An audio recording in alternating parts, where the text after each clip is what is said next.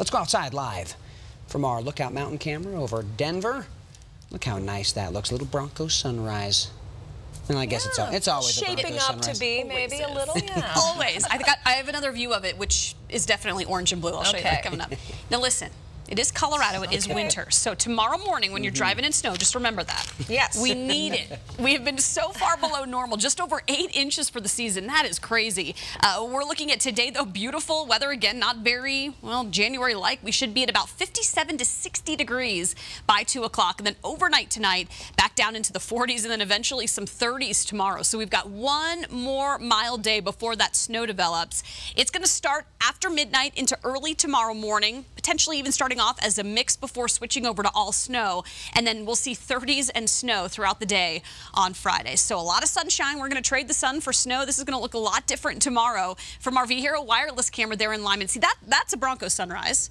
There's a lot of orange and blue in that sky. And then as you get up into the mountains, the Loveland ski area really pretty right now. You've got some sunshine for any skiing or snowboarding today, but some fresh snow starting tonight. Commerce City right now 27, Aurora about 10 degrees warmer.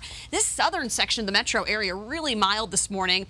We're seeing a nice southerly wind, and again, that's very typical before a storm. Those winds kick up a little bit to bring us some pretty warm air, and then it all shifts out of the north once that front pushes through. Skies right now, just a few clouds. We've been tracking and watching the rain and snow that yesterday was hitting the coast is gradually starting to move east, and that's what's going to hit our mountains starting tonight. All right, here's what this looks like. Within the next 24 to 36 hours, we'll go from upper 40s near lunch to, it looks like, close to 60 by about 2 o'clock. Here along the Front Range from Trinidad north to Fort Collins. Some pretty warm weather and still under a mostly sunny sky through early afternoon.